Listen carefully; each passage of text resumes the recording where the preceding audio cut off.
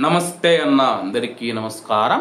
ఏ క్షణాన ఏం జరిగి మనుషుల ప్రాణాలు పోతూ ఉన్నాయో తెలియడం లేదు. బ్రతికున్నన్నాళ్ళు అందరితో కలిసి బ్రతకండి. వివరాలేకి వెళితే నీటి ట్యాంకర్ ఢీకొని ఒక సాఫ్ట్వేర్ మహిళ దుర్మరణం పాలైన ఘటన రంగారెడ్డి జిల్లా మణికొండలో మంగళవారం చోటు చేసుకుంది.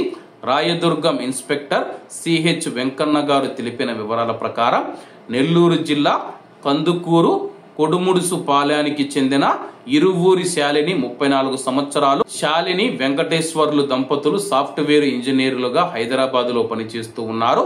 7 ఏళ్ల క్రితం హైదరాబాద్ నగరానికి వచ్చి మణికొండలోని పుప్పాలగూడ, హేమదుర్గ, శివాహిల్స్ ప్రాంతంలోని BRC అపార్ట్మెంట్స్ లో నివసిస్తూ ఉన్నారు.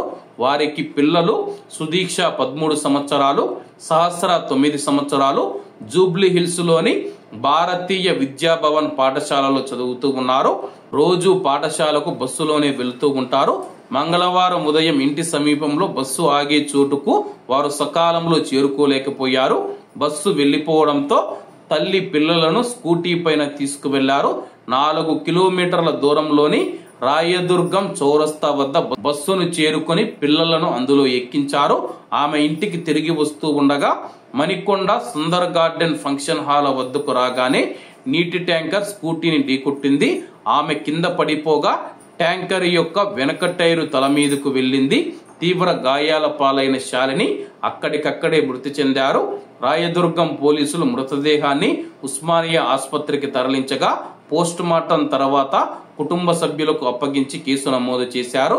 2 రోజుల క్రితం పని మీద విజయవాడకు వెళ్లిన ఆమె భర్త వెంకటేశ్వర్లు సమాచారం ఇవ్వగా హైదరాబాద్ కు బయలుదేరి వచ్చారు. తల్లి తిరిగిరాని లోకాలకు వెళ్లటాన్ని చిన్నారులు జీర్ణించుకోలేకపోతూ ఉన్నారు.